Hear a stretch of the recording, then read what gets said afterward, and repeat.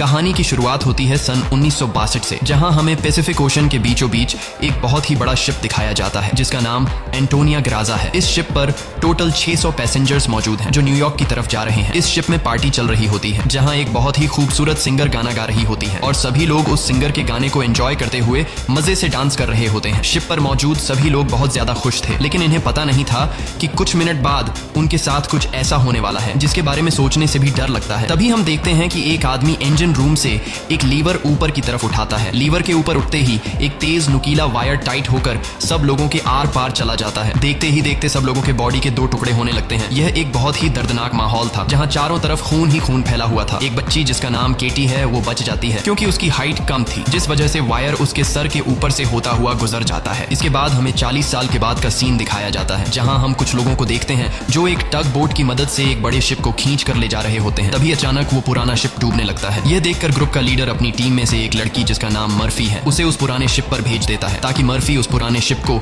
जिस वायर से बांध कर ले जाया जा रहा था उसे आजाद कर दे, वरना अगर यह पुराना शिप डूब गया तो उसके साथ साथ इनकी ये टग बोट भी डूब जाएगी। मर्फी जब उस पुराने शिप पर पहुंचती है तो उसे पता चलता है कि पुराने शिप के निचले हिस्से में दरार पड़ चुकी है जिस वजह से शिप में तेजी से पानी भरता जा रहा है और अगले 5 मिनट में यह शिप पानी में डूब जाएगा। मर्फी ये बात अपनी टीम के लीडर को बताती है। ये सुनकर टीम का लीडर मर्फी को ऑर्डर देता है कि जिस वायर से हम इस शिप को खींच रहे हैं उस वायर को आजाद कर दो और फौरन वहां से निकलकर हमारे पास टग बोट पर पहुंचो क्योंकि हम इस पुराने शिप को छोड़कर जाने वाले हैं। तभी टीम के 2 और साथी भी मर्फी के पास पहुंच जाते हैं और वो भी मर्फी को बाहर निकलकर शिप को छोड़ने के लिए कहते हैं, लेकिन इस शिप को ढूंढने में उन्हें 3 महीने लगे थे जिस वजह से मर्फी इतनी आसानी से इस शिप को छोड़कर नहीं जाने वाली थी। वो शिप को बचाने के लिए नीचे पानी में कूद जाती है जिसे देखकर ऊपर बैठे 2 साथी भी औजार लेकर मर्फी के पीछे कूद जाते हैं। ये तीनों जैसे तैसे करके शिप को डूबने से पहले ही उसकी दरार पर वेल्ड करके शिप को डूबने से बचा लेते हैं और इस शिप को यह लोग मार्केट में बेचकर बहुत सारा पैसा बना लेते हैं और यह पैसा टीम का लीडर सभी लोगों में बराबर बराबर बांट देता है। यहीं जैक नाम का एक आदमी इन लोगों पर काफी देर से नजर रखे हुए था और इन सब की बातें सुन रहा था। उसे पता चल जाता है कि यह लोग समुद्र में जो शिप गायब हो जाते हैं ये लोग उन शिप्स को ढूंढ निकाल कर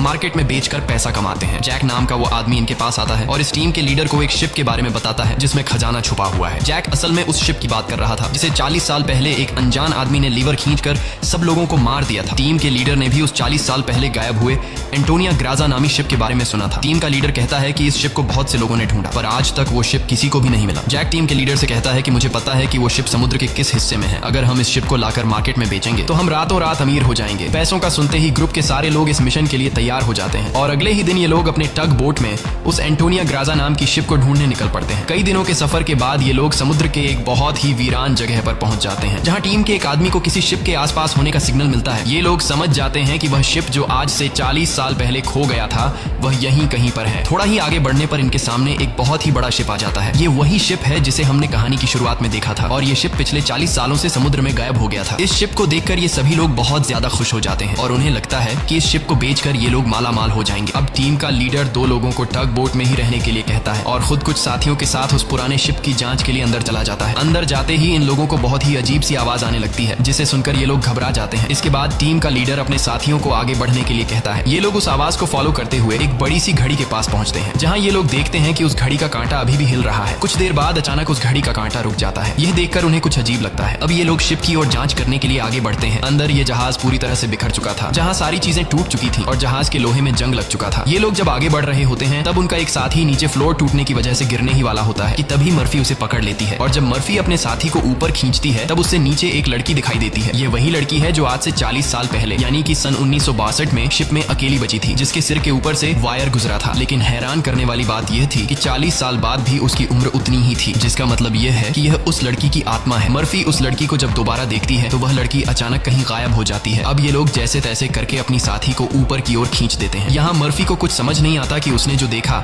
वह सच था या फिर कोई वहम, लेकिन यह सब देखकर मर्फी बहुत ज्यादा डर जाती है। अब यह शिप बहुत ही ज्यादा बड़ा था इसलिए ये लोग इसे और एक्सप्लोर करने लगते हैं और चलते चलते शिप के मेन कैबिन तक पहुंच जाते हैं जहां जांच करते हुए उन्हें एक डिजिटल वॉच मिलती है। ये देखकर ये लोग कंफ्यूज्ड हो जाते हैं क्योंकि आज से 40 साल पहले इस तरह की डिजिटल वॉच नहीं हुआ करती थी और इस वॉच को देखकर ये लोग समझ जाते हैं कि जरूर हमसे पहले भी यहाँ कुछ लोग आ चुके हैं। इसके बाद ये सब वापस अपने टग बोट पर आते हैं और टीम का लीडर डिसाइड करता है कि अगले दिन हम इस शिप को टग बोट से बांध कर ले जाएंगे। अगली सुबह उन्हें पता चलता है कि शिप में एक बहुत बड़ा होल है जिसकी वजह से धीरे धीरे शिप पानी में डूब रहा है। टीम का लीडर कहता है कि इस हालत में शिप को टग बोट से बांध कर ले जाना नामुमकिन है क्योंकि शिप में ढेर सारा पानी जमा हो चुका है। पानी की वजह से शिप का वजन कई गुना बढ़ चुका है, इसीलिए इस पुराने शिप को टग बोट से बांधकर ले जाना एक बेवकूफी होगी। अब ये लोग डिसाइड करते हैं कि पहले हम शिप के होल को वेल्ड करके बंद करेंगे और फिर शिप के अंदर मौजूद सारा पानी निकालकर इसे टग बोट से बांध कर ले जाएंगे। कैप्टन की बात सबको ठीक लगती है, जिसके बाद ये सभी अपने अपने काम पर लग जाते हैं। कुछ साथी शिप के होल को रिपेयर करने में लग जाते हैं और कुछ शिप के अंदर मौजूद खजाना ढूंढने में लग जाते हैं। मर्फी खजाने की जांच में आगे बढ़ते हुए एक स्विमिंग पूल के पास पहुंचती है। स्विमिंग पूल को देखकर वह हैरान रह जाती है, क्योंकि स्विमिंग पूल पर ढेर सारे गोलियों के निशान थे। अब वह स्विमिंग पूल से जब ऊपर की तरफ आ रही होती है,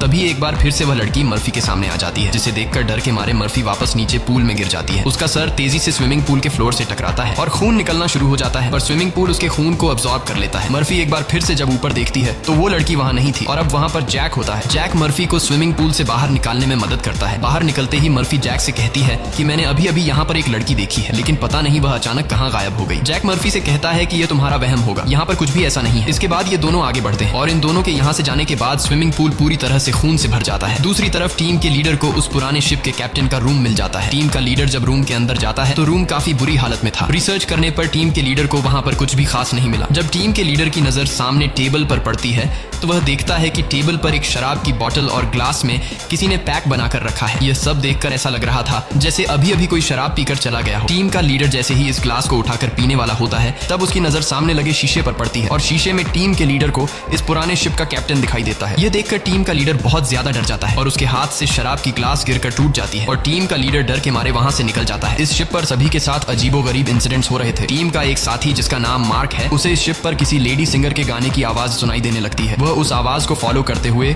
शिप के ग्राउंड एरिया में पहुंच जाता है, जहां पर वह लेडी सिंगर भी मौजूद होती है। ये वही सिंगर थी जिसे हमने कहानी की शुरुआत में देखा था। दूसरी तरफ मर्फी और जैक आगे बढ़ते हुए लॉन्ड्री रूम से बाहर जाने वाले गेट को जैसे ही खोलते हैं, तभी अंदर जमा हुआ सारा पानी उनके ऊपर आ जाता है, जिसमें कई सारे लोगों की डेड बॉडीज थी। मर्फी और जैक डर के मारे वहां से आगे बढ़ने लगते हैं। आगे बढ़ते हुए उनके सामने एक कैबिन का दरवाजा खुलता है। अंदर जाने पर जैक को एक बहुत ही लग्जरी कार मिलती है, जिसे देखकर वह बहुत खुश होता है, पर मर्फी को यहाँ कुछ गड़बड़ महसूस होता है, इसलिए वह जल्दी ही यहाँ से निकलना चाहती थी। तभी एक दूसरे रूम से उन्हें कुछ हिलता हुआ नजर आता है। जब ये दोनों उस चीज के करीब आते हैं और उसके ऊपर रखा हुआ सामान हटाकर देखते हैं तो उनकी आंखें खुली की खुली रह जाती हैं, क्योंकि वहां पर सोने से भरा हुआ एक बॉक्स पड़ा था। ये देखकर मर्फी अपने बाकी साथियों को तुरंत बुला लेती है और जब सब यहाँ पहुंचते हैं तो सामान हटाने पर उन्हें इसी तरह के 9 बॉक्स मिलते हैं और हर एक बॉक्स में 28 गोल्ड प्लेट्स पड़ी हुई थी, जिसे देखकर सभी की खुशी का ठिकाना नहीं रहता, क्योंकि ये सभी रातों रात अमीर हो गए। इतने बड़े खजाने को ढूंढने के बाद ये लोग डिसाइड करते हैं कि इस शिप को यहीं छोड़ देंगे और सिर्फ सोना यहाँ से लेकर जाएंगे। इसके बाद ये लोग सारा का सारा गोल्ड अपने टग बोट पर रख देते हैं और अब ये लोग यहाँ से निकलने की तैयारी करते हैं। टग बोट को चलाने वाला कैप्टन बोट को स्टार्ट करने के लिए इंजन की सफाई करने लगता है और तभी हमें दिखाया जाता है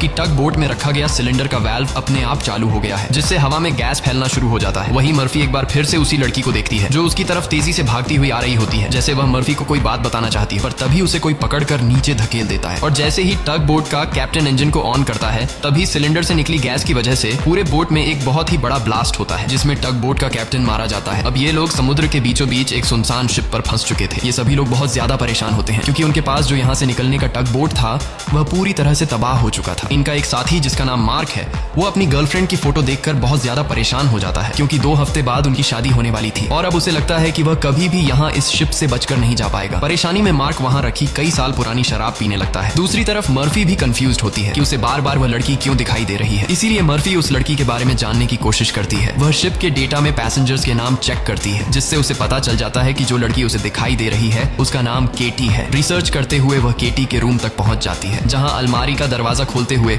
उसे केटी का ढांचा मिल जाता है, जिसे देखकर मर्फी बहुत ज्यादा डर जाती है। फिर जैसे तैसे करके मर्फी खुद को संभालती है और उस ढांचे के गले में लटके लॉकेट को उतार कर देखती है, जिसमें उस छोटी लड़की के पेरेंट्स की फोटो थी जो उसके पीछे ही खड़ी थी। उसे देखकर मर्फी को एक जोरदार झटका लगता है। केटी कहती है कि वह लॉकेट बंद मत करना, क्योंकि बहुत साल बाद मैं अपने मॉम डैड को देख रही हूँ। मर्फी को अब भी यकीन नहीं हो रहा था कि वो एक मरी हुई लड़की से बात कर रही है, पर जब वह लॉकेट को केटी के हाथ में देने लगती है तो लॉकेट केटी के हाथ से आर पार चला जाता है और अब जाकर मर्फी को यकीन हुआ कि यह लड़की कोई इंसान नहीं बल्कि एक आत्मा है। केटी मर्फी को बताती है कि इस शिप पर और भी कई सारे लोगों की आत्मा कैद है और तब तक ये सोल यहाँ से आजाद नहीं हो सकती जब तक उस आदमी को न मारा जाए जो लोगों की आत्मा को यहाँ पर कैद करता है। मर्फी केटी से पूछती है कि कौन है वो आदमी जिसने तुम्हें और बाकी लोगों की आत्माओं को यहाँ कैद कर रखा है। केटी जैसे ही मर्फी को उस आदमी के बारे में बताने वाली होती है, तभी अचानक छत पर कुछ अजीब से कीड़े निकलने लगते हैं, जिसे देखकर केटी बहुत ज्यादा डर जाती है और वह मर्फी से कहती है कि जल्द से जल्द इस शिप से तुम लोग निकल जाओ वरना तुम लोग मारे जाओगे। इसके बाद केटी गायब हो जाती है। दूसरी तरफ मार्क पूरी बोतल पीने के बाद उसे चक्कर आने लगा। उसके आसपास पड़े सभी टेबल और चेयर्स हिलने लगते हैं। देखते ही देखते सब कुछ रिपेयर होकर नया हो गया और आज से 40 40 साल पहले जो लोग इस शिप में मारे गए थे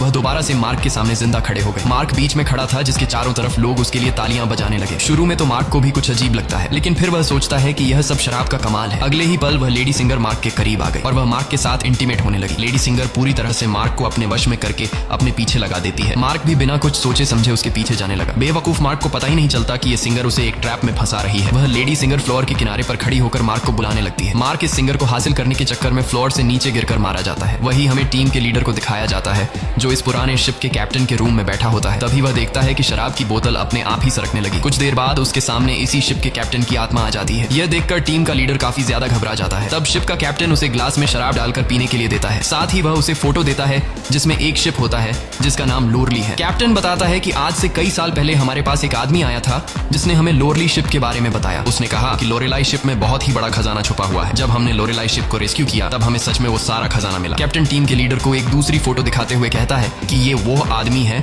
जिसने हमें लोरेलाई शिप का बताया था। टीम का लीडर उस आदमी की फोटो देखकर उसके गले में सांसें अटक जाती हैं क्योंकि वह आदमी कोई और नहीं बल्कि जैक था और यह फोटो 40 साल पुरानी थी। 40 साल गुजरने के बाद आज भी उसकी उम्र में कोई बदलाव नहीं हुआ। वह फोटो में बिल्कुल वैसा ही दिख रहा था जैसे 40 साल पहले दिखता था। अब टीम का लीडर समझ जाता है कि जैक कोई इंसान नहीं बल्कि एक भूत है। ये सब समझते ही टीम का लीडर जल्द ही अपनी टीम को इस शिप से निकालना चाहता था। वह जल्दी से अपने साथियों को ढूंढने लगता है, पर तभी उसके सामने उसका वही साथी आ जाता है जो टग बोट में गैस खुलने की वजह से ब्लास्ट में मारा गया था। दरअसल ये ब्लास्ट में मारे जाने वाले आदमी की आत्मा होती है जो टीम के लीडर को मारने के लिए आगे बढ़ता है। लीडर उससे खुद को बचाने के लिए भागता है, लेकिन तभी उसके सामने मर्फी आ जाती है। अब ब्लास्ट में मारा जाने वाले आदमी की आत्मा तो गायब हो जाती है, पर टीम के लीडर को मर्फी का चेहरा उसी ब्लास्ट में मारे जाने वाले साथी की तरह दिख रहा होता है जो कुछ देर पहले भूत बनकर उसके पीछे आ रहा था। इसीलिए टीम का लीडर मर्फी को भूत समझकर उसके ऊपर हमला कर देता है, पर मर्फी खुद को बचाने के लिए उसके पैर को घायल कर देती है। लेकिन इससे टीम के लीडर का ज्यादा कुछ नहीं बिगड़ता। वह दोबारा से मर्फी पर हमला करने के लिए खड़ा होता है। इससे पहले कि वह मर्फी को मार पाता तभी पीछे से जैक आकर लीडर को लोहे के रॉड से सिर पर मारकर बेहोश कर देता है। जैक वही आदमी है जो इन सबको यहाँ लेकर आया था। पूरी टीम में सिर्फ टीम के लीडर को ही पता चल चुका था कि जैक कोई इंसान नहीं बल्कि एक डीमन है, और जैक को भी समझ आ गया था कि टीम के लीडर को मेरी सारी सच्चाई मालूम हो गई है। इसलिए वह टीम के लीडर को अपने रास्ते से हटाने के लिए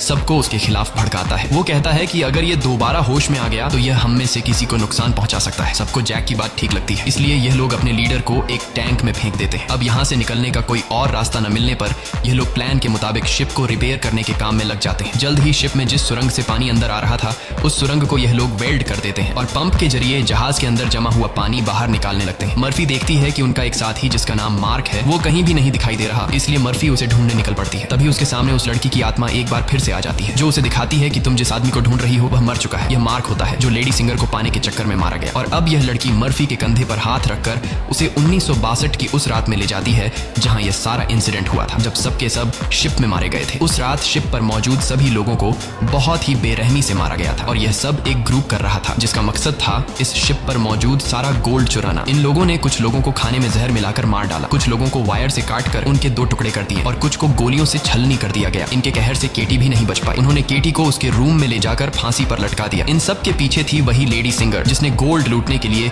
यह पूरा प्लान बनाया था और अपने लोगों की मदद से उसने शिप पर मौजूद सभी लोगों को मार डाला। अब सारा गोल्ड उनके कब्जे में था। शिप का ऑफिसर भी लेडी सिंगर से मिला हुआ था। लेडी सिंगर के एक इशारे पर वह अपने ही साथियों को मार देता है, लेकिन जैसे ही वह मुड़ता है लेडी सिंगर उसे भी गोली मार देती है। लेडी सिंगर को लगता है कि सारा गोल्ड अब उसी का हो चुका है क्योंकि शिप पर मौजूद सभी लोग मारे जा चुके थे। लेकिन यही एंट्री होती है एक ऐसे आदमी की जो इस पूरे गेम का मास्टरमाइंड था और वह लोहे की चेन से लेडी सिंगर को लटकाकर मार देता है। मर्फी केटी की मदद से ये सब देख रही होती है और तभी वह इस गेम के मास्टरमाइंड को भी देख लेती है, जिसे देखकर मर्फी शॉक हो जाती है क्योंकि वो आदमी कोई और नहीं बल्कि जैक है जो इन्हें गोल्ड का लालच देकर यहाँ पर लेकर आया क्योंकि शिप में छेद हो चुका था और शिप धीरे धीरे पानी में डूब रही थी। इसलिए शिप को बचाने के लिए कुछ ऐसे लोगों की जरूरत थी जो शिप को डूबने से बचा सके, इसलिए जैक ने चालाकी से इन्हें यहाँ लाया। अब शिप पूरी तरह से ठीक हो चुकी थी, इसलिए जैक को अब इन लोगों की कोई जरूरत नहीं थी और अब वह इन सबको भी मार देगा। यह सब समझते ही मर्फी को याद आता है कि हमने जैक की बातों में आकर अपने लीडर को टैंक में बंद कर दिया था। अब मर्फी अपने लीडर की जान बचाने के लिए उसके पास दौड़ कर जाती है, लेकिन अब टैंक में पानी भरने की वजह से लीडर की मौत हो गई होती है। मर्फी अपने लीडर को बचाने के लिए टैंक का कांच तोड़ने की कोशिश करती है, पर टैंक का कांच बहुत ही मजबूत था, इसलिए लाख कोशिश करने के बावजूद भी लीडर को बचा नहीं पाती। इसके बाद मर्फी अपने एक साथी के पास आती है जिसका नाम डॉज है। मर्फी डॉज को जैक की सारी सच्चाई बता देती है और कहती है कि जैक तुम्हें जहां भी नजर आए उसे शूट कर दो, मैं अपने एक और साथी को ढूंढने जा रही हूँ। मर्फी के जाने के कुछ देर बाद जैक डॉज के सामने आ जाता है, जिसे मर्फी ने कहा था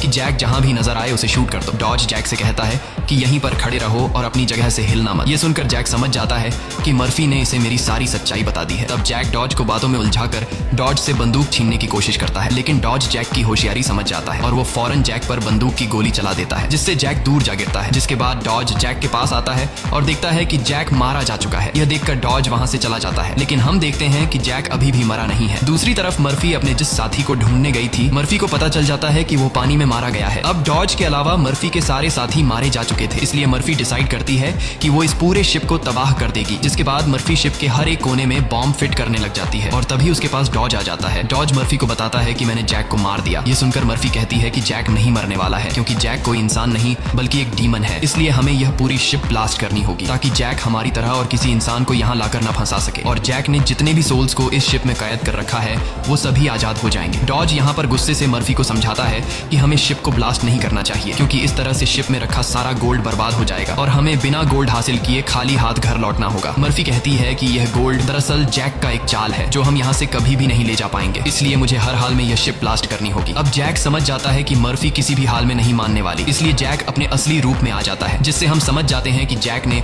डॉज को भी मार दिया था। जैक उसे बताता है कि तुम्हारा और मेरा काम एक ही है, जिस तरह से तुम समुद्र में फंसी हुई शिप्स को जमा करती हो उसी तरह से मैं सोल्स को जमा करता हूँ। पहले मैं भी इंसान था, लेकिन मैंने बहुत पाप किए जिसके बदले मुझे यह काम दिया गया और अब मैं सोल कलेक्टर हूँ, जिसके लिए मुझे शिप की जरूरत है और मैं नहीं चाहता कि तुम इस शिप को ब्लास्ट करो। जैक मर्फी को एक चांस देता है। वो कहता है कि जाओ, मैं तुम्हें नहीं मारूंगा, लेकिन बदले में तुम्हें इस शिप को ब्लास्ट नहीं करना होगा। पर मर्फी उसकी बात नहीं मानती, जिसके बाद जैक एक लोहे के रॉड से उस पर हमला कर देता है, जिससे मर्फी नीचे गिर जाती है। अब जैसे ही जैक मर्फी को मारने के लिए आगे बढ़ता है, तब मर्फी एक तीर चलाकर उस बॉम्ब वाले रिमोट पर निशाना लगाती है और खुद फौरन पानी में कूद जाती है। जिसके बाद शिप में एक बहुत बड़ा ब्लास्ट होता है। ब्लास्ट की वजह से शिप पानी में डूबने लगती है और मर्फी पानी के अंदर शिप के नीचे फंस चुकी होती है। अब उसे बाहर निकलने का कोई रास्ता नहीं दिखता और उसकी सांसें भी फूलने लगती हैं। पर तभी वहां पर केटी की आत्मा आती है, जो मर्फी को हाथ से पकड़कर ऊपर का रास्ता दिखाती है। तब मर्फी देखती है कि जैक ने जितने भी सोल्स को कैद कर रखा था वो सभी सोल्स आजाद हो गई हैं। मर्फी बड़ी मुश्किल से ऊपर सरफेस पर आ जाती है और वो देखती है कि शिप में जितने भी सोल्स थे वो सब अपनी असली दुनिया में जाने लगे हैं। दरअसल यहाँ जितने भी सोल्स थे वो सभी जैक के गुलाम थे। सिर्फ केटी की सोल उसकी गुलाम नहीं बन पाई, क्योंकि केटी की सोल पवित्र थी, जिस वजह से जैक उस पर ज्यादा कंट्रोल नहीं कर पा रहा था। इसीलिए केटी की सोल बार बार मर्फी की मदद कर रही थी। यहाँ मर्फी एक बॉक्स के सहारे समुद्र में तैरती रहती है और तभी वो एक शिप तक पहुंच जाती है, जो शिप उसे रेस्क्यू कर लेता है। जब उसे पोर्ट पर लाया जाता है तो वो अपनी एम्बुलेंस से देखती है कि जैक अभी भी जिंदा है और शिप का जितना भी गोल्ड था वो उस गोल्ड को एक दूसरे शिप में ट्रांसफर कर रहा है, ताकि उस गोल्ड के लालच में वो और भी लोगों को मार सके और उनकी आत्माओं को कैद कर सके। इसी के साथ ये कहानी खत्म हो जाती है।